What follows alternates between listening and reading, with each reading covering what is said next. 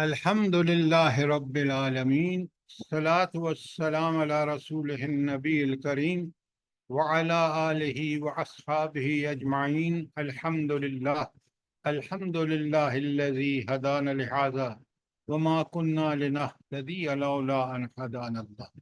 رب اشرح لي صدري ويسر لي أمري واحلل عقدة من لساني يفقهوا قولي.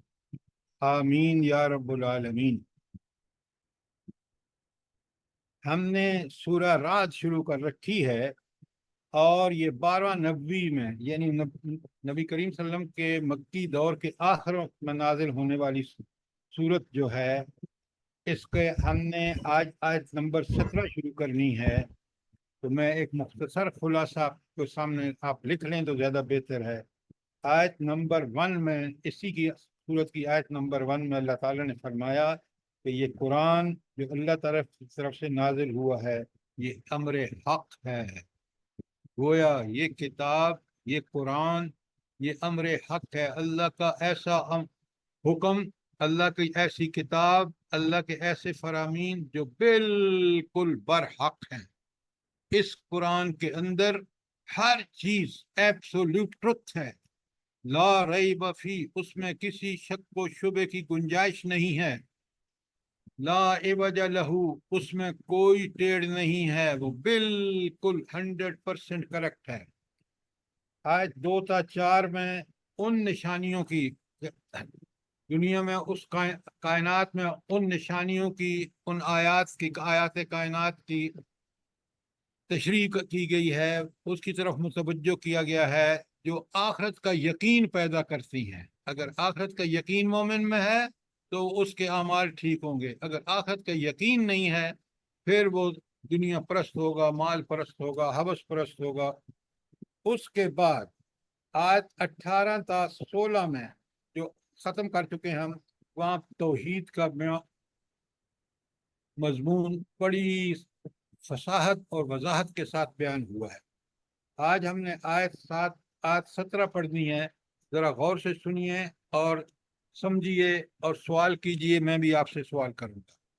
اللہ تعالیٰ فرماتے ہیں کیا مثالیں ہیں قرآن کی، اس وجہ سے کہ وہ اللہ تعالیٰ نے دی ہیں. اور اللہ تعالیٰ عقل کل بھی ہے، اللہ تعالیٰ اللہ کل شین قدیر بھی ہے، بکل شین علیم بھی ہے، الحکیم بھی ہے. لہذا اس کی اپنی صفات کے اعتبار سے ذرا مثال کو دیکھیں اور سمجھیں.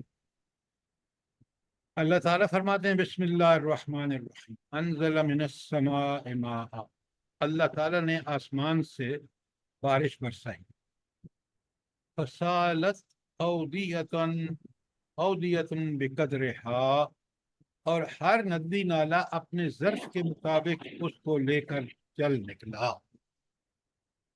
میں پھر اس کا ترجمہ بیان کر دیتا ہوں پولا ملا کے کہ اللہ رب العالمین بارش برساتے ہیں اور ہر ندی نالا جو ہے وہ اپنے ظرف کے مطابق اس میں پانی لے کے چل نکلتا ہے. کیا مطلب ہے اس کا؟ اللہ نے عقل دی ہے نا، ہم ذرا اس کو استعمال کریں. سر جتنا گہرائی ہوگی اتنا زیادہ پانی زیادہ فولڈ کرے گا، وہ اپنے اندر سمائے گا، اور جتنی کم گہرائی ہوگی اتنا کم گہرائی میں گرے گا اور ویسے ہی چل پڑے گا. نالا، اس کو نالے کا ظرف کہا گیا ہے کہ وہ نالا جتنا بڑا ہوگا، گہرائی کی بات نہیں ہے، جتنا بڑا ہوگا اتنا ہی زیادہ پانی بہا کے لے جائے گا. جتنا چھوٹا ہوگا اتنی ہی اس میں پانی کم ہولڈ کرے گا اور اس کو لے کے چلے گا. یہ ہے. اتنا پیارا نالا بہتا ہے، اتنا پیارا نہر بہتی ہے، بہت پیاری. پہاڑوں آپ ذرا بات غور سے سنیں، بات کو سمجھیں، ادھر ادھر دماغ کو مت لے جائیں. اللہ تعالیٰ فرماتے ہیں کہ اس کے بعد کیا ہوتا ہے، فَاحْتَمَلَ السَّيْلُ زَبَدًا رَابِيًا، پھر جب سیلاب اٹھا تو سطح پر جھاگ آ گئی. یعنی بارش ہوئی، پانی جب بہنا شروع ہوا تو اس کے بعد کیا ہوتا ہے آپ دیکھتے ہیں. اس کے بعد ہوتا یہ ہے کہ اس کی پانی کی سطح پر کیا آ جاتی ہے، جھاگ، اور جو بھی کچرا وچرا ہوتا ہے اس جھاگ کے ساتھ زمین اوپر آ جاتا ہے. ایسا ہی ہے. جی سر بالکل صحیح ہے. ایک تو یہ مثال. پھر دوسری مثال، اگر آپ کبھی دیکھیں کہ یہ جو اس کو سنیارے کی دکان میں اس کو صاف کرتے ہیں تو اس کے بارے میں اللہ تعالیٰ فرماتے ہیں یہ تو ایک ہے نا کہ بارش ہوئی، نالے اپنی استطاعت کے مطابق بہہ نکلے اور پھر اس کے اوپر جھاگ آ گئی۔ دوسری کا مثال وَمِمَّا يُوقِدُونَ عَلَيْهِ فِي النَّارِ، اور دوسری مثال ایسی ہی جھاگ ان دھاتوں پر بھی اٹھتی ہے، ابتغاء حلیۃ او متاع زبد مثلہ، اور جنہیں زیور اور برتن بنانے کے لیے لوگ پگھلایا کرتے ہیں۔ اب آپ دیکھتے ہیں، کبھی آپ نے دیکھا ہو، میں نے تو دیکھا ہے کہ واقعی اس کے اوپر بڑی جھاگ آتی ہے۔ تو دو مثالیں اللہ تعالیٰ نے دی ہیں، ایک پانی بارش ہوتی ہے، نالے بہ نکلتے ہیں اور ان کے اوپر جب پانی بہتا ہے تو اس کے اوپر جھاگ آ جاتی ہے، اور دوسرا جب زیور یا برتن بنانے کے لیے ان کو تپاتے ہیں تو ان میں، اس میں بھی، سونے میں بھی یا برتن بنانے کی دھات میں وہ جھاگ آ جاتی ہے۔ اب یہاں تک کوئی سوال ہے تو کر لیں۔ اللہ تعالیٰ آگے فرماتے ہیں کذالک یضرب اللہ الحق والباطل، اللہ تعالیٰ اسی طرح مثال بیان کرتے ہیں حق اور باطل کو واضح کرنے کے لیے۔ اب اللہ اسی مثال سے کس کی مثال دے رہے ہیں؟ حق و باطل کی۔ وہ کیسے؟ وَأَمَّا الزُّبْدُ فَيَذْهَبُ جَفَاءً، اور جھاگ اڑ جایا کرتی ہے، تو وَأَمَّا الزُّبْدُ فَيَذْهَبُ الجَّفَاءَ، تو جھاگ تو اس وقت اڑ جاتی ہے، دونوں کیسز میں، پانی سیلاب کا ہو یا آپ دھات کو صاف کر رہے ہیں۔ وَأَمَّا مَا يَنْفَعُ النَّاسَ، اور وہ چیز جو لوگوں کے لیے نفع بخش ہوتی ہے، فَيَمْكُثُ فِي الْأَرْضِ، وہ زمین میں ٹھہر جاتی ہے۔ یعنی پانی جو منافع ہوتا ہے، جو فصلوں کے لیے، زمین کے لیے ضروری ہوتا ہے، وہ تو زمین اس کو ابزارب کر لیتی ہے، وہ زمین میں جذب ہو جاتا ہے، اور وہ جو جھاگ ہے وہ اڑ جایا کرتی ہے۔ کذالک یضرب اللہ الامثال، اللہ تعالیٰ اسی طرح مثالوں سے اپنی بات سمجھاتا ہے۔ تو جو چیز نافع تھی وہاں پانی نافع تھا، پانی نافع تھا، جھاگ نافع نہیں تھی، جھاگ اڑ گئی اور پانی زمین نے جذب کر لی۔ تو جو چیز نافع تھی، جو نفع دینے والی تھی، وہ باقی رہ گئی، اور جو جھاگ تھی وہ ختم، جھاڑ جھنکار۔ اسی طرح حق ٹھہر جاتا ہے اور باطل جو ہے وہ مٹ جاتا ہے۔ بالکل اسی طرح آپ دیکھتے ہیں کہ وہ جھاگ جو برتنوں کو یا سونے کو صاف کرنے کے لیے وہ جو اس کو پگھلاتا ہے اور اس کو گیس سے شور مارتا ہے، تو وہ جھاگ جو ہے وہ ختم ہو جاتی ہے، اور نیچے سے بہترین سونا یا تانبا جس کا بھی وہ کر رہا ہوتا ہے وہ صاف نکل آتا ہے۔ تو گویا کیونکہ سونا اور تانبا نافع ہے وہ باقی رہ جاتا ہے اور جھاگ اڑ جاتی ہے۔ بالکل اسی طرح جب سیلاب آتا ہے، پانی سیلاب کا جھاگ جو ہے وہ ایک دم اٹھ جاتی ہے جس طرح باطل اٹھتا ہے، لیکن تھوڑی دیر کے بعد وہ ختم ہو جاتی ہے، اور حق جو ہے، یعنی جو صاف چیز ہے پانی، وہ زمین میں جذب ہو کے انسانوں کے لیے نفع بخش ہوتا ہے۔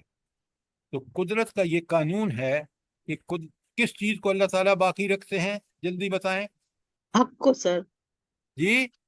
حق کو، حق نافع چیز کو، نافع جو نفع دینے والی ہے، حق باقی رہتا ہے کیونکہ وہ نافع ہے، باطل مٹ جاتا ہے۔ اگر حق اہل حق کوشش کریں تو یہ اللہ کی شرط ہے۔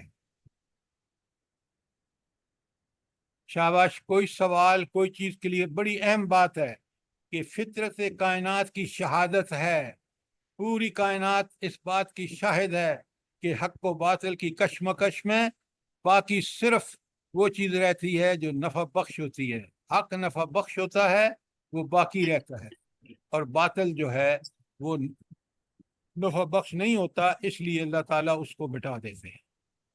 جی سر، سبحان اللہ سر، وجعل بڑی الحق گہرائی وزهاق میں جانے والی الباطل۔ بات ہے یہ، بہت گہرائی میں جانے والی اللہ تعالیٰ کی یہ مثالیں۔ لیکن اللہ تعالیٰ نے انسان کو عقل، دماغ، فہم، صلاحیتیں دی ہیں نا، کس لیے دی ہیں؟ سب سے پہلے وہ اپنے رب کو پہچانے، اس کے اصولوں، اس کے قاعدوں، اس کے ضابطوں کو پہچانے، پھر وہ دنیا کے اندر کامیاب زندگی گزارے گا کہ میرا رب کیا چاہتا ہے، کیونکہ وہی دنیا پوری کی، جب آپ دیکھتے ہیں نباتات، حیوانات، جمادات کو، تو آپ کو نظر آتا ہے کہ کتنا کامل و اکمل ہے وہ ہستی جس نے یہ دنیا بنائی ہے، کیسی اس کی بے مثال پلاننگ ہے۔ بے شک، سبحان اللہ۔ یہ آیت آپ کو سمجھ آ گئی ہے؟ جی سر جی۔ السلام علیکم سر۔ وعلیکم سر السلام۔ یہ پلیز اودیتم کا مطلب بتا دیں، فصالت اودیتم۔ ندیاں، ندیاں، نالے، اودیتن، ندیاں اور نالے۔ دیکھیں نا، بارش ہوتی ہے تو یہ بھر کے بہنا شروع ہو جاتے ہیں نا، جی جی تو اس یہاں اودیت ان کا مطلب ہے ندیاں، نالے اپنی قدر کے مطابق، یعنی جو ان کا ظرف ہوتا ہے، جتنے چوڑے، لمبے چوڑے ہوتے ہیں، اتنا ہی پانی لے کے چل دیتے ہیں۔ اور یہ سر اس مثال، ان دونوں مثالوں میں یہی چیزیں جو فائدہ مند ہے آپ وہ رہ میری بات جاتی ہے۔ سنیں، اللہ تعالیٰ کی جب قرآن نازل ہوتا ہے نا، اب بڑے جی غور سے سنیں، اب اصل بات جو بتائی گئی ہے، تو جب وہی نازل ہوتی ہے تو اس وحی سے ہر آدمی اپنے ظرف کے مطابق فائدہ اٹھاتا ہے۔ کچھ لوگوں کو اللہ تعالیٰ نے جن کو سمجھ دی ہے، غور و فکر کرتے ہیں، کوشش کرتے ہیں، وہ اس وحی کی تہ تک پہنچ جاتے ہیں، اور جو لوگ کیئر نہیں کرتے، ہلکے ہوتے ہیں، وہ تھوڑی سی چیز لے کے خوش ہو جاتے ہیں۔ لیکن قرآن ایک نفع بخش چیز ہے، یہ باقی رہے گا۔ اب یہ آپ کا معاملہ ہے کہ آپ ظرف کو بڑا کر کے اس سے خوب فائدہ اٹھاتے ہیں، یا کم ظرف بن کے، جیسے آج مسلمان امت کم ظرف بنی ہوئی ہے۔ دیکھیں نا، صحابہ اور صحابیات کوئی ڈگریوں والے نہیں تھے، لیکن انہوں نے ان چیزوں سے بھرپور فائدہ اٹھایا۔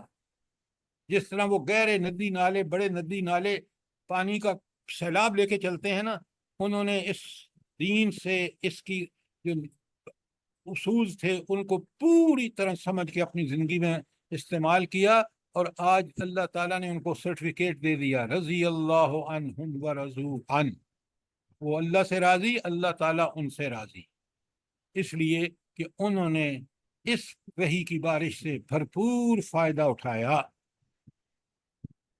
اب بات سمجھ آئی ہے کہ نہیں آئی؟ جی سر، سبحان اللہ۔ جی سر، اچھا، تو جزاک اللہ۔ آپ اور میں کوئی فائدہ اٹھا رہے ہیں؟ ذرا جلدی بتائیں۔ جی سر، اپنے ظرف کے مطابق ہر انسان فائدہ اٹھاتا ہے۔ ہاں، لیکن ہمیں دعوت ہے کہ اپنے ظرف کو بڑا کرو، یہی جی سر۔ کتاب ہے جس کے سیلاب سے حق آپ کے اندر کثرت سے آئے گا اور باطل مٹ جائے گا۔ بالکل۔ شاباش، سر جی، میں ایک بات کہوں سر جی، میرے خیال میں ہم وہ حق ادا نہیں کر رہے جو مجھے اپنی ذات سے محسوس ہوتا ہے۔ آپ مجھے بالکل ہونا ٹھیک کہہ چاہیے۔ رہے ہیں، ذلتیں اور پستیاں۔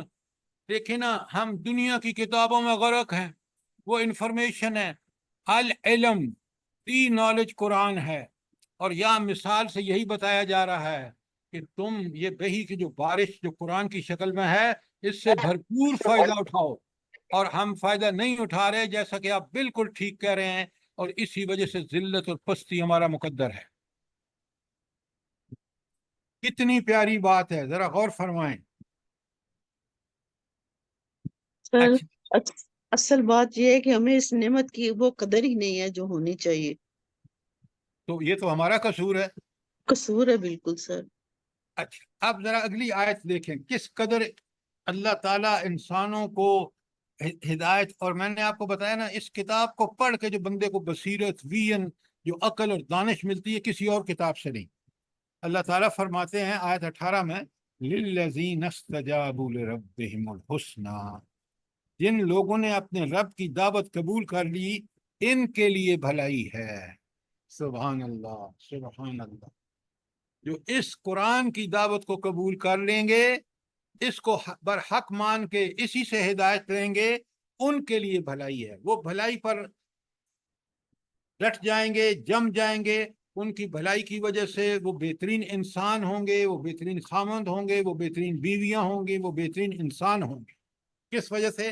کہ انہوں نے قرآن کی دعوت قبول کر لی ہے، جو نافع ہے، سراسر نافع ہے۔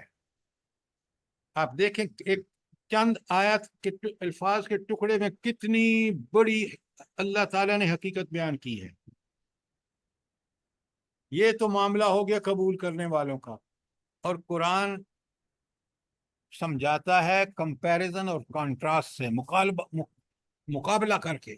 یہ تو تھے نہیں نیکی، اب ذرا برائی کو دیکھیں۔ والذین لم یستجیبوا لہ، وہ لوگ جو اللہ تعالیٰ کی دعوت کو قبول نہیں کرتے، سنیں ان کا کیا حشر ہوگا۔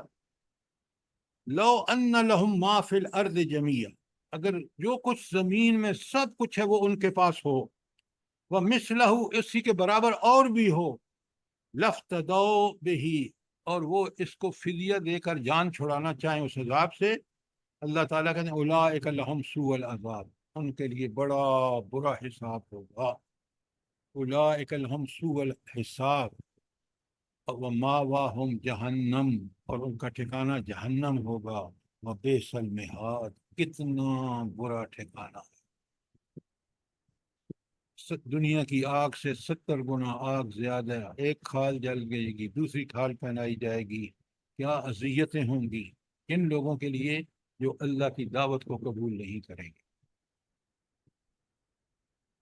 شاباش، سوال کیجئے جو بات کلیئر نہیں ہے تو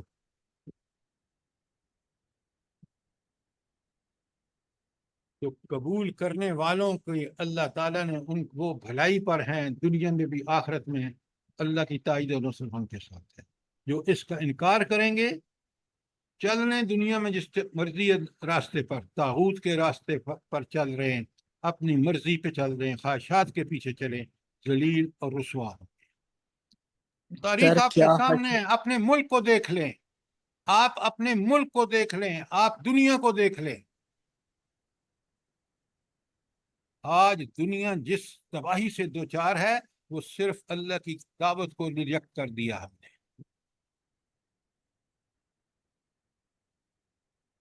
کوئی سوال، کوئی چیز کلیئر نہ ہوئی ہو؟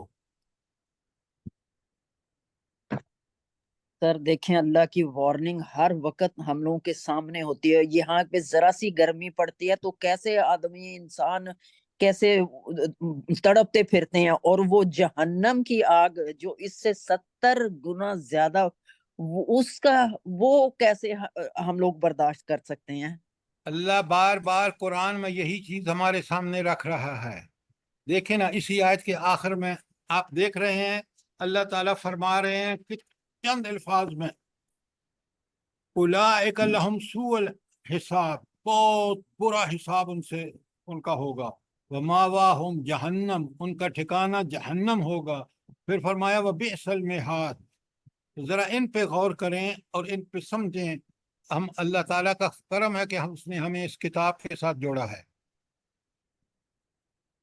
الحمدللہ سر، الحمدللہ۔ اچھا، اگلی بات بڑے غور سے سنیں، آیت نمبر 19، بسم اللہ الرحمن الرحیم۔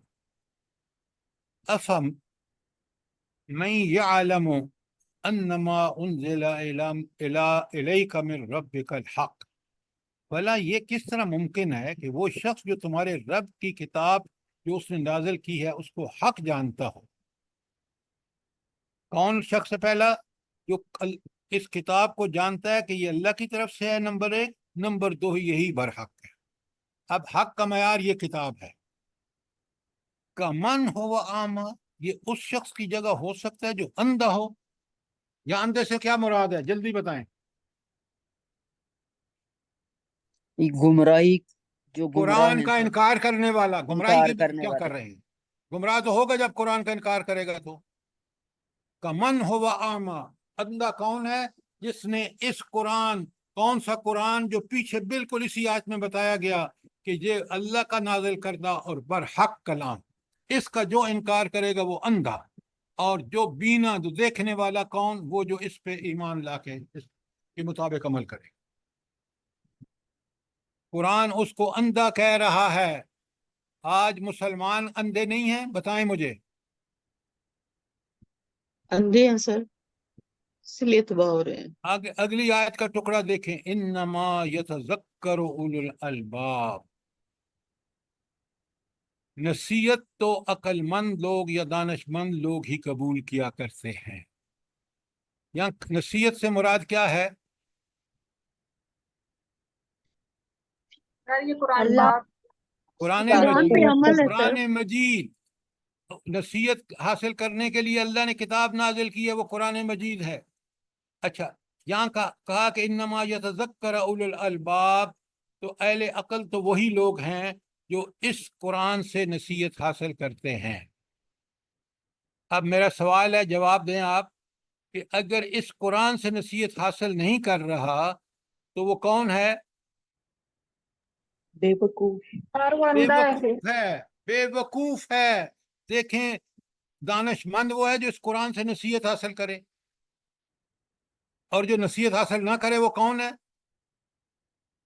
बेवकूफ है सर जी। आप जरा बेवकूफ चुप सर। रहें, आप चुप रहें जी।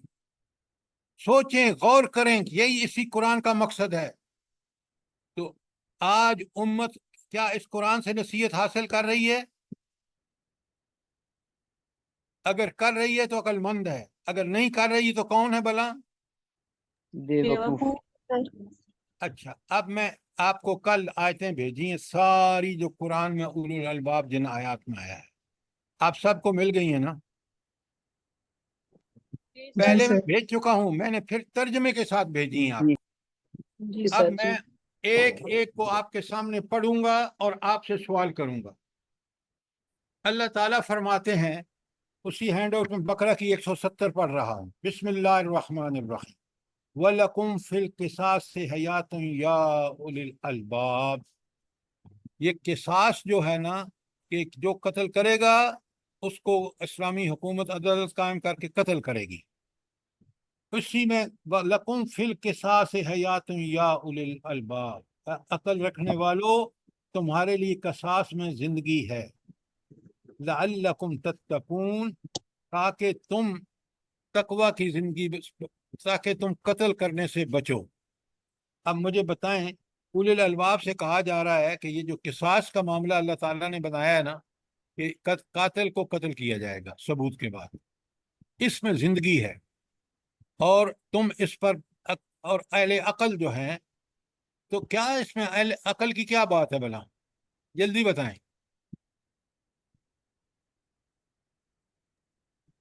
तो कत्ल नसीहत कबूल करते हैं। जी, ज्यादा नहीं होगा, कत्ल रुक जाएंगे अगर दोबारा किसास लिया जाएगा तो।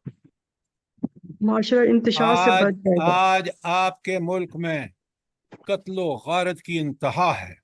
क्यों? कातिल को आप देते हैं 20 लाख, वो 2 लाख दे के छूट जाता है। अगर उसको ये पता हो कि कत्ल के बदले में मैं कत्ल किया जाऊंगा, वो कभी कत्ल नहीं करेगा, और इस तरह तुम्हारी जिंदगियां महफूज हो जाएंगी।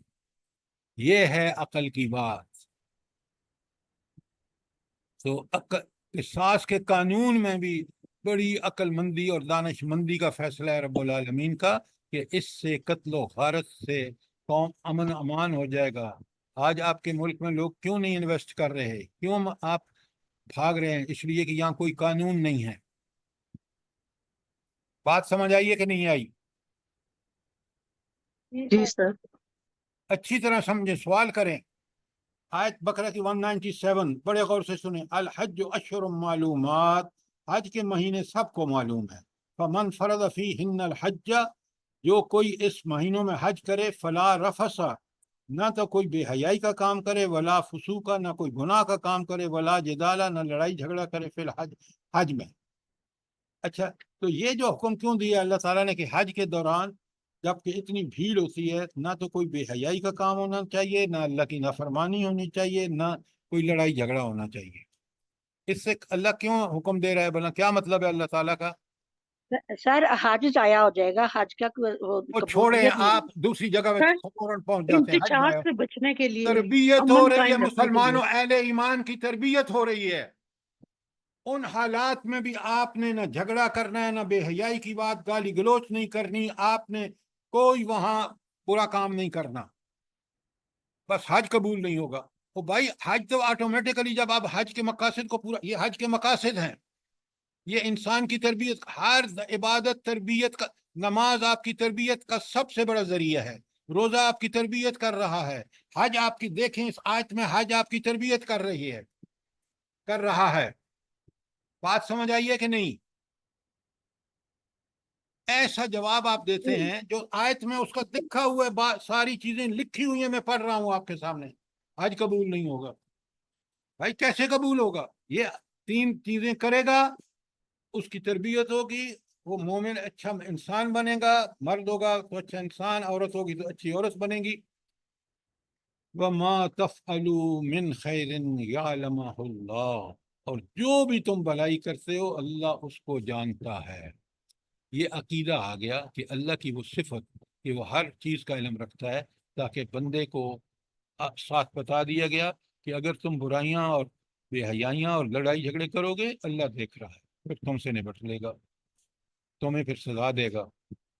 اور اگر تم اس کے حکم پر نہ بے حیائی کر رہے ہو، نہ نافرمانی کر رہے ہو، نہ لڑائی جھگڑا کر رہے ہو، بلکہ اللہ کی خاطر صبر، تو ایک تو تمہاری تربیت ہو رہی ہے، تمہارے اندر صبر ڈسپلن آ رہا ہے، نمبر 2 تمہارے لیے خوشخبری ہے کہ تمہارا رب سب جانتا ہے، جب تم اس کے پاس پہنچو گے تو وہ تمہیں بہت بڑا اجر دے گا۔ یہ ہے اس کا مفہوم۔ کوئی سوال یہاں تک؟ آگے چلیے۔ وَتَزَوَّدُوا، اور زیادہ راہ لے لیا کرو، راستے کا خرچ لے لیا کرو، لیکن فَإِنَّ خَيْرُ الزَّادِ التَّقْوَىٰ، وہ جو تم ساتھ لینا چاہتے ہو سفر کے لیے، اس میں سب سے بہترین جو ہے وہ تمہارے پاس زیادہ راہ بھی ہونا چاہیے، تقوی بھی ہونا چاہیے۔ کیوں؟ تقوی سے برائیوں سے بچو گے، نیکیاں کرو گے، تمہاری تربیت ہوگی، تمہارا ایمان پکا ہوگا۔ وَاتَّقُونِ يَا أُولِي الْأَلْبَابِ، اے عقل مندو اللہ تعالیٰ کی نافرمانی سے بچو۔ دیکھا حج کے بارے میں آیت، اور اولی الالباب کون ہیں؟ جو اللہ کی نافرمانیوں سے بچتے ہیں۔ اب میرا سوال آ رہا ہے، جواب دیں۔ آپ ذرا چپ رہیں ام عبداللہ۔ جو لوگ حج کے دوران بھی تقوی کی روش پہ نہیں چلتے، اللہ سے نہیں ڈرتے، اللہ کے لیے نیک کام، اوپر والے برے کام کرتے ہیں، تو وہ لوگ کون لوگ ہیں؟ کون ہیں وہ لوگ؟ بے وقوف ہیں۔ اب دیکھا آپ نے اولی الالباب، یہاں پھر قرآن و سنت سے آپ کو ہدایت لینا ہے، اس وقت آپ عقل مند ہیں۔ واتقون یا اولی الالباب، اگر اس روش کے خلاف ہیں آپ احمق ہیں۔ غلط تو نہیں کہہ رہا؟ نہیں سر جی ٹھیک۔ آگے اللہ تعالیٰ آیت بقرہ کی 269 میں فرماتے ہیں، یؤتی الحکمت من یشاء، اللہ حکمت اس کو عطا کرتا ہے جسے وہ چاہتا ہے۔ اچھا، اللہ حکمت جس سے چاہتا ہے، اللہ کی چاہت جو ہے وہ اصول ہے، جو شخص اس کے لیے کوشش کرتا ہے، ایمان لاتا ہے، ایمان کے مطابق زندگی گزارتا ہے، وہ ہے وہ شخص جو حکمت کا طالب ہے، اور اللہ پھر ایسے شخص کو حکمت دیتا ہے۔ وَمَن يُؤْتِ الْحِكْمَةَ، اور جس کو حکمت دی گئی، فَقَدْ أُوتِيَ خَيْرًا كَثِيرًا، تو اس کو بہت بڑی بھلائی عطا کی گئی۔ کیوں؟ جب وہ حکمت جو اس نے اللہ سے مانگی ہے، سیکھی ہے، حاصل کی ہے، اس کے مطابق فیصلے کرے گا تو بھلے فیصلے ہوں گے۔ وَمَا يَذَكَّرُ إِلَّا أُولِي الْأَلْبَابِ، اور اہل عقل ہی نصیحت حاصل کرتے ہیں۔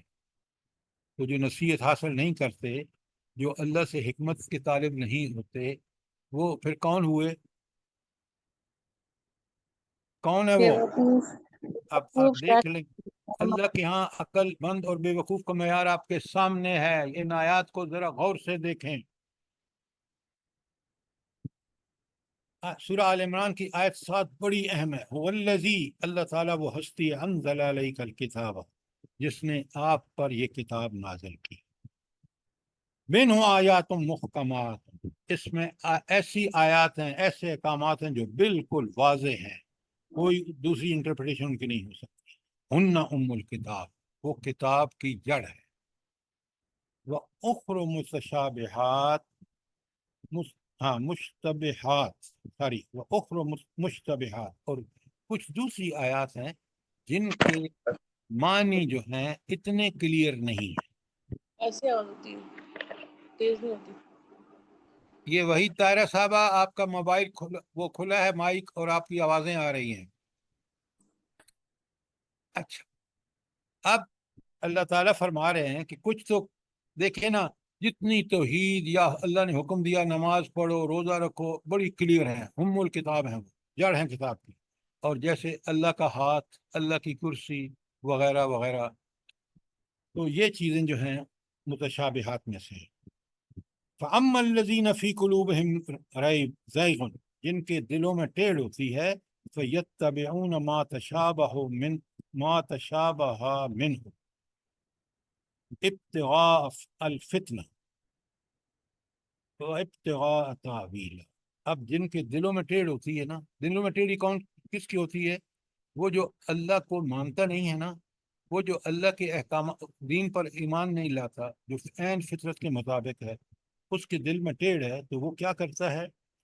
تو جن کے دلوں میں ٹیڑھ ہوتی ہے فَيَتَّبِعُونَ مَا تَشَابَهَ مِنْهُ، تو وہ اس کی پیروی کرتے ہیں جس میں ان کو شک و شبہ ہوتا ہے۔ کیوں کرتے ہیں؟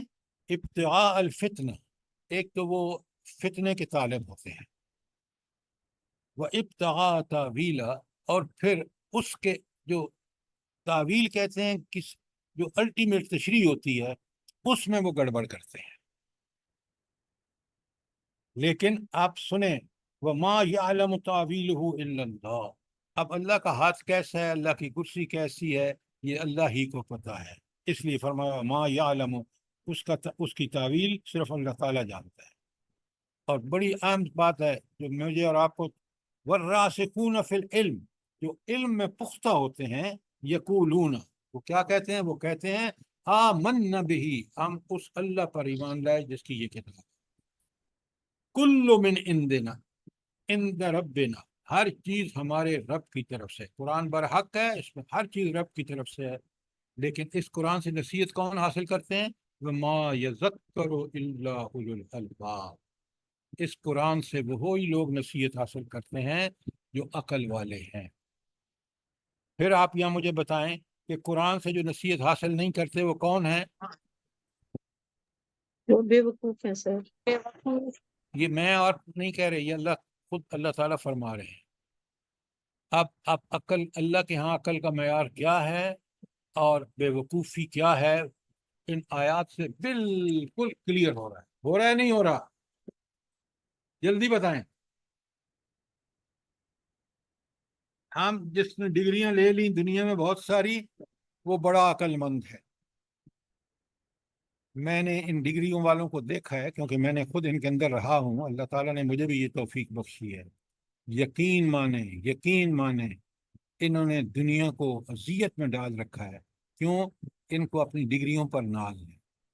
یہ نصیحت جہاں عقل مند نصیحت حاصل کرتے ہیں، جس کے لیے اللہ نے انبیاء بھیجے، آخری نبی حضور نبی کریم صلی اللہ علیہ وآلہ وسلم تشریف لائے، ان کو ایسی کتاب دی جس کی حفاظت خود لے لی، اس کی طرف نہیں جاتے۔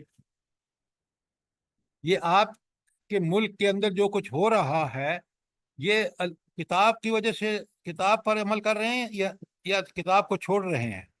جلدی بتائیں۔ کتاب کو چھوڑ رہے ہیں سر، تو حفظ ذلت آپ کیا ہوا دیکھ بھی رہے ہے۔ ہیں، حماقت کی انتہا دیکھ رہے ہیں، ان کی حماقتوں کی وجہ سے ملک کس ذلت اور پستی میں ڈوبا ہوا ہے۔ جی سر، سر حفظ کر کے ایک آیت پہ عمل بھی نہیں کر رہے۔ اچھا، اب آ رہی ہے آیت 190 191 آل عمران کی، جو حضور نبی کریم صلی اللہ علیہ وآلہ وسلم کب پڑھتے تھے؟ جلدی بتائیں۔ سر یہ تہجد کے وقت۔ فجر میں، ہر روز کا معمول تھا، صبح فجر کی نماز کے جب اور بھی اٹھنے کے اٹھتے تھے تو آپ اٹھنے کے بعد ان آیات کی تلاوت کرتے تھے۔ اب بڑے غور سے سنیے، سمجھیے، اگر بات کلیئر نہیں ہے تو سوال کیجیے۔ سوال آپ بالکل نہیں کرتے، اور جب میں سوال کرتا ہوں تو پھر جواب نہیں دیتے آپ۔ اللہ فرما رہے ہیں، بڑے غور سے سنیے، بسم اللہ الرحمن الرحیم، ان فی خلق السماوات والارض واختلاف اللیل والنہار لآیات لأولی الالباب، بے شک زمین و آسمان کے پیدا کرنے میں اور دن اور رات کے اختلاف میں نشانیاں ہیں اہل عقل کے لیے۔ پہلے چلیں آپ مجھے یہ بتائیں کہ زمین اور آسمان کے پیدا کرنے میں اہل عقل کے لیے کیا نشانیاں ہیں؟ جلدی بتائیں۔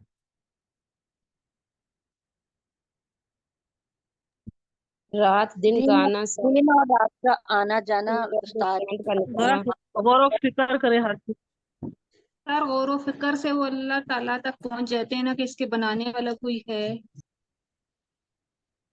سر آسمان کی کس بات طرح بغیر سنیں، سے اللہ تعالیٰ نے یہی کھڑا کیا۔ مسئلہ ہے کہ ہم نے کبھی غور نہیں کیا۔ پہلی بات میں نے آپ سے گزارش کی ہے کہ زمین و آسمان، آپ مجھے یہ بتائیں اگر یہ زمین نہ ہوتی تو انسان اور حیوان کہاں سے کھاتے پیتے؟ بتائیں مجھے، کبھی عقل آئی، سوچا ہے آپ نے؟ ساری ہماری غذا کی بنیاد زمین ہے، انسانوں کی، حیوانوں کی، کیڑے مکوڑوں کی، سارے جانداروں کی۔ اس کا مطلب ہے کہ جس نے زمین پیدا کی ہے وہ بڑا عقل مند ہستی ہے۔ وہ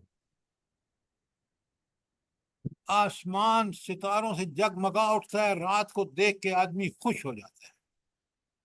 سب سے بڑا کہ یہ آسمان سے جو ایسی شعائیں آتی ہیں، ایسی ریز آتی ہیں جو انسان کے لیے سخت نقصان دہ ہیں، ان کو روک لیتا ہے۔ جب میں زمین اور آسمان کے یہ کارنامے دیکھتا ہوں تو میں کہتا ہوں بنانے والا کتنا عظیم ہوگا، بنانے والا کتنا عظیم ہوگا۔ یہ ہے، میں نے ایک چھوٹی سی مثال آپ کو دی ہے کہ جب زمین و آسمان میں آپ غور و فکر کرتے ہیں تو اہل عقل اس ہستی تک، اللہ تک پہنچ جاتے ہیں۔ واختلاف اللیل والنہار، تو یہ دن اور رات میں کیا نشانی ہے ہمارے لیے؟ جلدی بتائیں۔ سے دن میں اللہ کا فضل تلاش کرنا ہے اور رات کو پرسکون رات کو سکون، رات میں وہ دن میں جو جب ہم تھک ہار جاتے ہیں نا، محنتیں کر کے، کام کر کے، ہر قسم کا، اس کے لیے ہمارے جسم کو پھر طاقت ریگین کرنے کے لیے اس کو نیند اور سکون چاہیے۔ اللہ تعالیٰ نے دن کام کے لیے اور رات سکون اطمینان کے لیے۔ اب پتہ چلتا ہے کہ بھئی وہ اندھیرے میں ایسی ماحول ہوتا ہے کہ ہارمونز ہوتے ہیں، وہ کس طرح انسان کو سکون کا باعث بنتے ہیں نیند کی وجہ سے۔ تو جب یہ ساری چیزیں انسان دیکھتا ہے تو وہ کہتا ہے میرے رب نے میرے اوپر کیا کرم کیا ہے، کس طرح یہ دن اور رات بنا کے میرے لیے طاقت کے حصول رات کو ذریعہ بنا دیا نیند کی وجہ سے، اور دن میں اس طاقت کو میں استعمال کر کے پتہ نہیں کیا کیا کام کرتا۔ آئیے بات سمجھ میں کہ نہیں؟ تو اہل عقل جو ہے، چاہے وہ زمین و آسمان کی پیدائش ہو، چاہے وہ دن اور رات کا آنا جانا ہو، اس میں ان کو عقل کے والوں کے لیے بڑی نشانیاں ہیں۔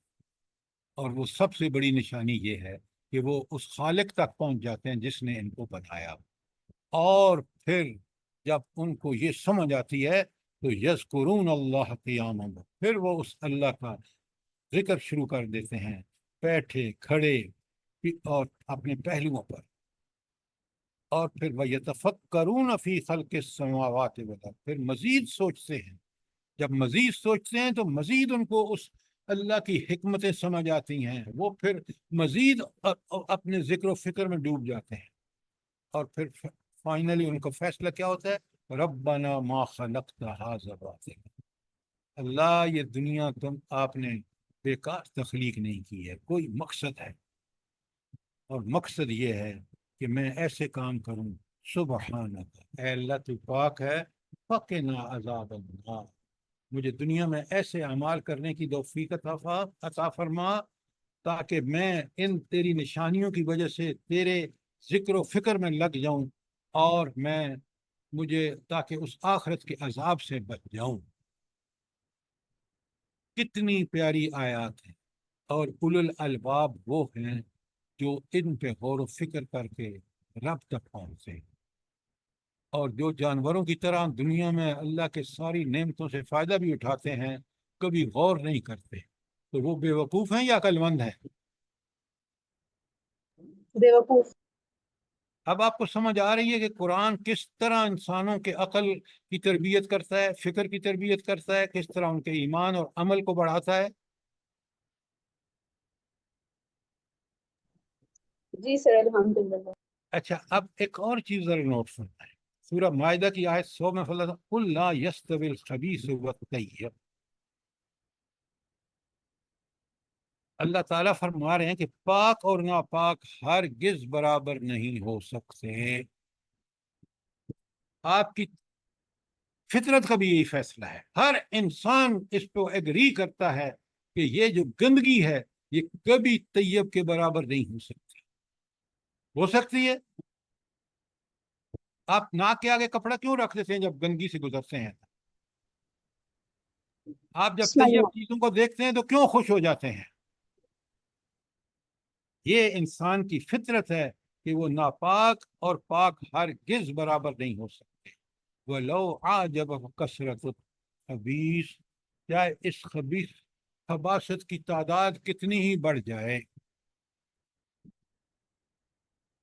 اریانی اور فحاشی بڑھ رہی ہے نا دنیا میں، بڑھ رہی ہے نہیں بڑھ رہی؟ جی سر. فیملی لائف کا کیا اثر ہو رہا ہے بتائیں مجھے؟ ستیہ ناش ہو رہی ہے سر. ستیہ ناش ہو گیا ہے. کیوں؟ اس لیے کہ اب کثرت ہے کس کی؟ ناپاک چیزوں کی. ایک ایک چیز کو غور کریں، رب العالمین نے اس کتاب سے نصیحت حاصل کرنے والوں کو اس لیے عقل مند کر رہا ہے. اور کتنے بے وقوف ہیں جو اپنی خواہشات نفس کی پیروی کے لیے اپنی بیٹیوں کو، اپنی بچیوں کو، اپنی عورتوں کو بے حجاب اور بے لباس کر کے باہر نکال دیتے ہیں.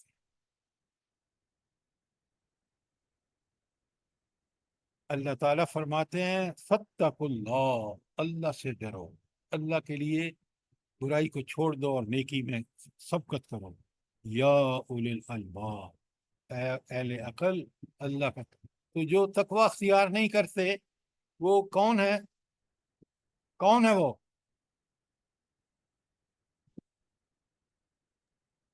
بیوقوف احمق. بیوقوف، اندھے اور بہرے احمق ہیں، بے وقوف ہیں. اس لیے کہ آپ اللہ فلاح جب پائیں گے دنیا میں اور آخرت میں، کامیاب جب ہوں گے جب آپ تقوی اختیار کریں گے. لعلکم تفلحون میں یہی بات ہے.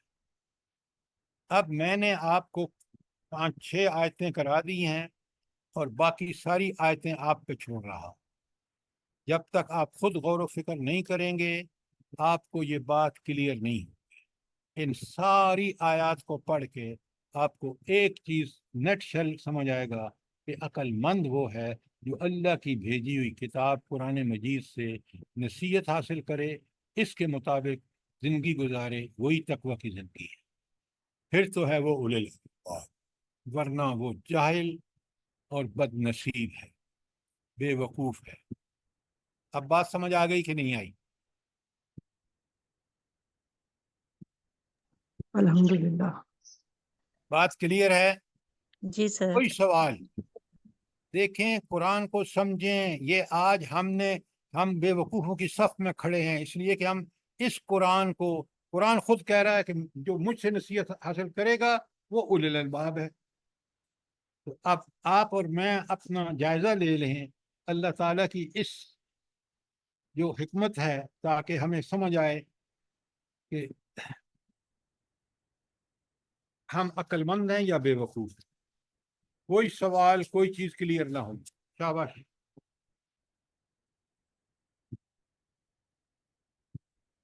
دیکھیں آپ کے پاس اس 4 پیجز کے ہینڈ آؤٹ میں جو میں نے آپ کو بھیجا ہے کل، قرآن میں جہاں جہاں اولي الالباب آیا ہے وہ ساری آیتیں آپ کے پاس ہیں. کوئی آیت اب اس سے باہر نہیں ہے. قرآن کی ہر آیت جس میں اولي الالباب کا لفظ ہے وہ موجود ہے. اب آپ ان کو پڑھیں، سمجھیں اور میں اور آپ اپنا جائزہ لیں کہ ہم کہاں کھڑے ہیں. ٹھیک ہو گیا؟ اللہ پاک آپ کو جزائے خیر دے، ضرور انشاءاللہ. سر جی ایک بات کہنی ہے. जी हुक्म। कि चले वो जो कुरान से नहीं जुड़े हुए उनकी तो बात अलग है, उनको शऊर नहीं, लेकिन हम जो कुरान के साथ जुड़े हुए हैं, हम अपनी बच्चियों बच्चों सबके लिबासों के ऊपर क्यों नहीं तवज्जो करते? हम क्यों नहीं इनको कहते कि अपने सर को ढांको, छोटी बच्ची को, वो छोटी से उसको आदत पड़ेगी तो बड़ी होकर जो है वो अपने पर्दे का ख्याल रख सकेगी। तो फिर ये आप जो दीनदारों के अंदर ऐसा क्यों? आप जो बात कह रहे हैं ना, आप जरा देखें, कुफर का गलबा देखें और दीनदारों की ये कमजोरी जो आप कह रहे हैं, आप इसको देखें। बाजार में बच्चियों के आस्तीनों वाले कपड़े ही नहीं मिलते, इसलिए कि कुफर ने अब आप लोग इतने बदबख्त हैं, कहते हैं क्या करें जी, बाजार में नहीं मिलते। ओ भाई, बाजार में जब तुम्हारी डिमांड नहीं थी इसलिए नहीं मिलते, अगर उसकी डिमांड होती तो ये बाजार वाले सारी दुकानें खोल के बैठ जाते। ये मुसलमानों का आपने बिल्कुल ठीक कहा। अच्छा, ये है, इसी को लिप सर्विस कहते हैं कि जबान से तो इस्लाम बहुत अच्छा है, बहुत अच्छा है, लेकिन कहीं अमल में इस्लाम नजर ही नहीं आता। मुझे ये बताएं, वो दाढ़ी वाला शख्स जिसके साथ उसकी बच्ची या उसकी बीवी जो है वो बेपर्दा जा रही है, मुझे बताएं वो कहाँ मोमिन है मोमिन वो? नहीं दाढ़ी सर, रख के कोई मोमिन हो जाता है? नहीं दाढ़ी ऐसी रख बात। के, दाढ़ी एक जरूरी इस्लाम की सुन्नत है, लेकिन अगर अमल कुरान के खिलाफ है तो उसका ईमान डिफेक्टिव है। लिख लें, ये कुरान पढ़ जाएं आप, मैंने आपके सामने आयत रखी। 100% सही कह रहे हैं सर आप, 100%। ऐसा ही दाढ़ियां रख के झूठ बोलते हैं और ऐसा ही सब कुछ चल रहा है बस। अल्लाह हिदायत ये दे हम। सर ये आमीन। तागूत को ज्यादा मान रहे हैं ना, अच्छा, अब आ उस जाए ना पे बाप चल रहे हैं। जरा, और हम अपना वक्त ठीक उसका मसरफ करें। आयत नंबर 18 में आपने पढ़ा था कि लिल्लज़ीना इस्तजाबू लिरब्बिहिमुल हुस्ना, जिन लोगों ने अपने रब की दावत कबूल कर ली है उनके लिए भलाई है, और जिन्होंने कबूल नहीं की उनका क्या अंजाम होगा, आगे उसमें आ गया। ये थी आयत 18 जो हमने पढ़ी। और 19 में आपने देखा कि अल्लाह ताला फरमाते हैं अफ़मन यअलमु अन्नमा उन्ज़िला इलैका मिन रब्बिकल हक़, कि क्या वो शख्स जो ये जानता है कि ये कुरान अल्लाह के नाज़िल करदा है और ये हक है, का मन हुआ आमा, क्या ये उसके बराबर हो सकता है जो अंधा है, जो इस कुरान का इनकार करता है? इन्नमा यतज़क्करु उलुल अलबाब, इस कुरान से तो नसीहत कौन लेते हैं? अहले अक्ल, अहले दानिश, बेवकूफ इससे नसीहत नहीं लेते। अब जरा आ जाए ये आयत 20 में, और जैसे मैं कह रहा हूँ लिखते चले। पहली बात, जो दावत कबूल करते हैं वो क्या करते हैं? नंबर 1, अल्लज़ीना युफ़ून बिअहदिल्लाह, वो अल्लाह के अहदों को पूरा करते हैं।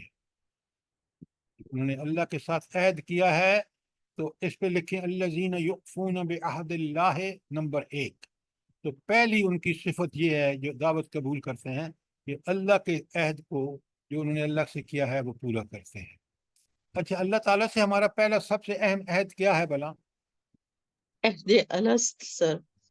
ला वो तो इलाहा इल्लल्लाह। वो तो आखिरत इल्लाह में किया, इल्लल्लाह। दुनिया में हमारा क्या? देखें डॉक्टर सर साहब, पुरानी किताबें बातों, लग रही, आज क्या अहद है जिसकी पाबंदी हम पर जरूरी है? ला लास्ट इलाहा इल्लल्लाह क्या है मुहम्मदुर तुम्हारा रसूलुल्लाह। याद नहीं? ला सूरत अराफ ला में इलाहा इल्लल्लाह मुहम्मदुर रसूलुल्लाह। इला, अल्लाह को मानेंगे, इबादत सिर्फ उसी की करेंगे, परस्त पूजा उसकी करेंगे, इताअत उसकी करेंगे, गुलामी उसकी करेंगे, उसी के गुलाम बन के रहेंगे। क्या हम रह रहे हैं? बताएं। पहला नंबर 1 लिखा आपने, युफ़ून बिअहदिल्लाह। नंबर 2, वला यनकुदून अल मीसाक, और वो उस अहद को नहीं तोड़ेंगे। वो जो अहद अलस्त है कि आप हमारे रब हैं, आप खालिक मालिक राजिक और हाकिम हैं, ये रब के मानी हैं, क्या हम ऐसा ही कर रहे हैं? तो पहला काम लिखें आप कि अल्लाह ताला के अहद की पाबंदी। नंबर 2, मीसाक को से रूबरदानी ना करना, और मीसाक अतीउल्लाह व अतीउर रसूल। नंबर 2 ये हो गया।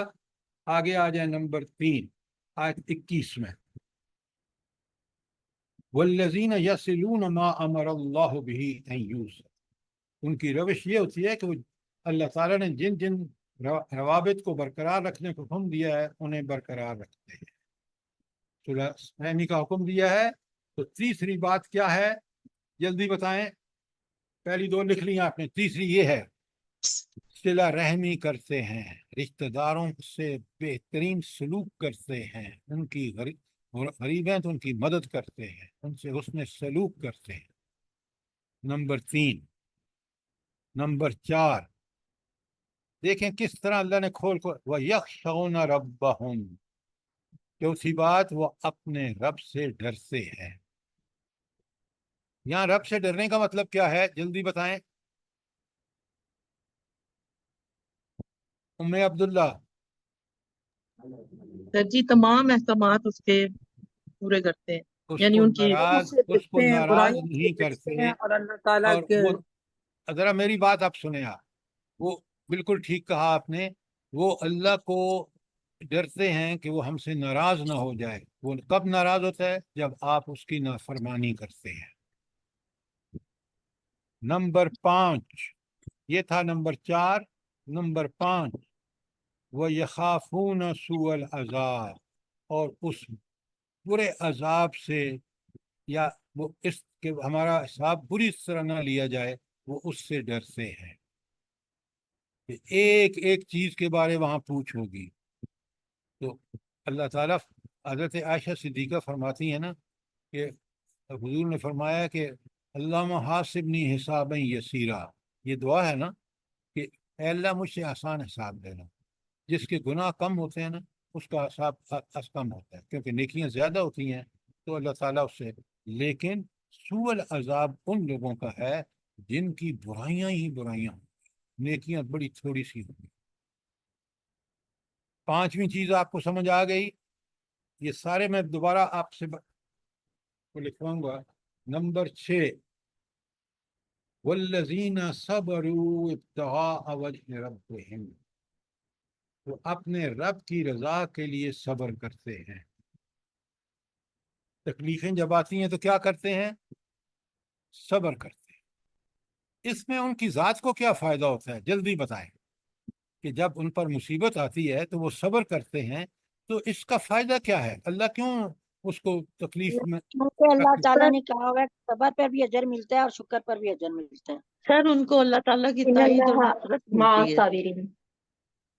اللہ جی تعالیٰ کی جب تائید انسان ملتی ہے صبر ان اور کو۔ شکر کرتے ہیں تو زیادہ اللہ راضی ہوتے، زیادہ اجر ملتا ہے۔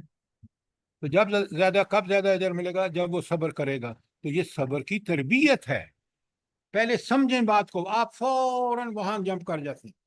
اللہ تعالیٰ مومنین کو دیکھیں، اگر یہ مومنین نبی کریم صلی اللہ علیہ وآلہ وسلم، صحابہ اور صحابیات مکے میں مشکلات سے نہ گزرے ہوتے تو وہ جو مدینے میں جا کے ہجرت کے بعد حکومت ملی ہے، اس میں کامیابیوں کا سب سے بڑا دخل وہ صبر اور شکر تھا جو انہوں نے سیکھا تھا مکے۔ آج آپ کی اسٹیبلشمنٹ کو پتہ بھی نہیں کہ صبر اور شکر کیا ہوتا ہے، وہ عیاشیوں اور فحاشیوں میں ڈوبے ہوئے۔ اگر صبر اور شکر سیکھ لیا ہوتا تو اللہ کی نعمتیں سمجھتے ان کو، اور نعمتوں کو اسی وقت نعمت ہوتی ہے جب اس کا حق ادا کرتے ہیں۔ یہ بات سمجھیں کہ اللہ تعالیٰ نے انسانوں کو مشکلوں سے گزارنے کا مقصد یہ ہے کہ یہ بہترین انسان بنے، مصیبتوں پر صبر کرے اور اللہ کی نعمتوں پر شکر کرے۔ اگر یہ نہیں کرتا تو وہ حیوان ہے، وہ جانور ہے۔ والذین صبروا، یہ نمبر 6 پہ لگائے، وہ لوگ جو صبر کرتے ہیں، کس کے لیے، ابتغاء وجہ ربہم، وہ اپنے رب کی رضا کے لیے اس کا صبر۔ اور نمبر 7 وَأَقَامُوا الصَّلَاةَ، اور نماز قائم کرتے ہیں۔ تو صبر کے حصول کے لیے سب سے بڑا مومن کا ہتھیار کیا ہے، نماز نماز قائم کرنا۔ اقامت نستعین بالصبر والصلاۃ۔ یہ اقامت الصلاۃ۔ 7ویں چیز، اور 8ویں چیز ہے وَأَنفَقُوا مِمَّا رَزَقْنَاهُمْ، اور اس سے انفاق فی سبیل اللہ کرتے ہیں، مما رزقناہم، جو کچھ ہم نے اس کو دیا ہے، وہ کہیں سے نہیں لے کے آیا، وہ اللہ نے اس کو دیا ہے، اور سرًا وعلانیۃ، جہاں ضروری ہوتی ہے خاموشی سے، اور جہاں ضرورت ہوتی ہے وہ اعلان کر کے دیتے ہیں، کس سے؟ جو اللہ نے اس کو رزق دیا ہے۔ اور کمال کی بات یہ تھی نمبر 8 اور نمبر 9، وَيَدْرَعُونَ بِالْحَسَنَةِ السَّيِّئَةَ، اور برائی کو بھلائی سے دفع کرتے ہیں۔ لوگ ان کے ساتھ برائیاں کرتے ہیں، وہ ان کو دعائیں دیتے ہیں، وہ ان کی اللہ سے دعائیں مانگتے ہیں کہ اللہ ان کو بھی ہدایت دے۔ تو یہ ہے کہ برائی کے جواب میں نیکی کرتے ہیں۔ اور آخر میں فرمایا، یہ 9ویں بات کے بعد، اولئک لہم عقبی الدار، یہ ہیں وہ لوگ جن کو اللہ تعالیٰ آخرت کا گھر عطا فرمائے گا، جنت دے گا۔ تو جنت کے لیے آپ نے یہ 9 کام کرنے ہیں۔ یہ جنت اتنی سستی نہیں ہے، یہ ایسا نعمتوں کا گھر ہے۔ آپ ذرا نوٹ کر لیں، لکھیں جو میں لکھوا رہا ہوں، تاکہ آپ کو پتہ چل جائے کہ آیت 22 ختم ہو گئی ہے، لیکن اس میں کن یہ آیات 19 تا 21 میں کیا ہے؟ نمبر 1 اللہ تعالیٰ سے وفاداری، نمبر 2 عہد کی پابندی، نمبر 3 صلہ رحمی، نمبر 4 خوف الہی، نمبر 5 خوف آخرت، نمبر 6 رضائے الہی کی طلبی، نمبر 7 صبر، نمبر 8 اقامت الصلاۃ، نمبر 9 انفاق فی سبیل اللہ، اور نمبر 10 نیکی سے برائی کو دفع کرنا۔ یہ خوبیاں ہوں گی 10، تو اللہ تعالیٰ اس کو جنت کا گھر عطا فرمائیں گے۔ یہ تھی آیت 22 کا آخر۔ اب کوئی سوال ہو، آپ دیکھ لیں، اللہ تعالیٰ نے ہمیں پوری طرح بتا دیا کہ تم جنت میں جانا چاہتے ہو تو یہ ہیں جو کام تمہیں کرنے ہیں۔ سر جی، یعنی کہ یہ چابی ہے جنت میں جانے کے گھر کے لیے ہمارے پاس، کہ یہ عمل ہم کریں گے تو اللہ تعالیٰ ہم سے راضی ہوگا اور ہمارے لیے جنت کا راستہ ہے یہ۔ بالکل بالکل، یہ وہ صفات ہیں جو ایک مومن کے اندر ہونے چاہیے، تاکہ وہ اللہ کے انعامات آخرت میں جنت میں جائے۔ اللہ ہم سب کو شامل کر لے ایسے لوگوں۔ آمین آمین۔ اب دیکھیں، یہ قرآن کو سمجھ کے پڑھیں گے، غور و فکر کریں گے، کس قدر اللہ تعالیٰ نے یہاں ہمیں صاف صاف بتا دیا۔ وہ جنت جو بے مثال لازوال ہے، دائمی ہے، اس کو حاصل کے حصول کے لیے تمہیں کیا کرنا ہے، یہاں ان 3 آیتوں میں بڑا کلیئرلی بتا دیا۔ آج آپ نے جو اولو الالباب کون ہیں، اس کی بڑی کلیئرلی ہم نے ساری آیات آپ کے پاس ہیں، ہمارا ترجمہ، اور کون سی 10 صفات ہیں جو ہمیں جنت میں لے جا سکتی ہیں۔ اللہ ضرور ہمیں بھیجے گا اگر یہ صفات ہم نے پیدا کر لی۔ تو کوئی سوال اس کے بارے میں، کوئی بہت اہم چیزیں آج ہم نے ڈسکس کی ہیں قرآن کے نقطہ نظر سے۔ اللہ تعالیٰ مجھے بھی اور آپ کو اس کی توفیق عطا فرمائے کہ ہم ان چیزوں کو سمجھیں اور ان پر عمل کریں۔ آمین ثم آمین۔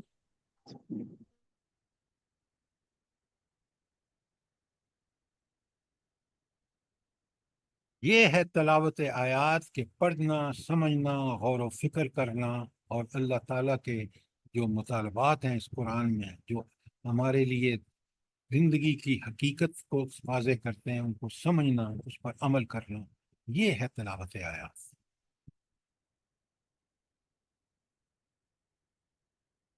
کوئی سوال، کوئی چیز کلیئر نہ ہوئی ہو؟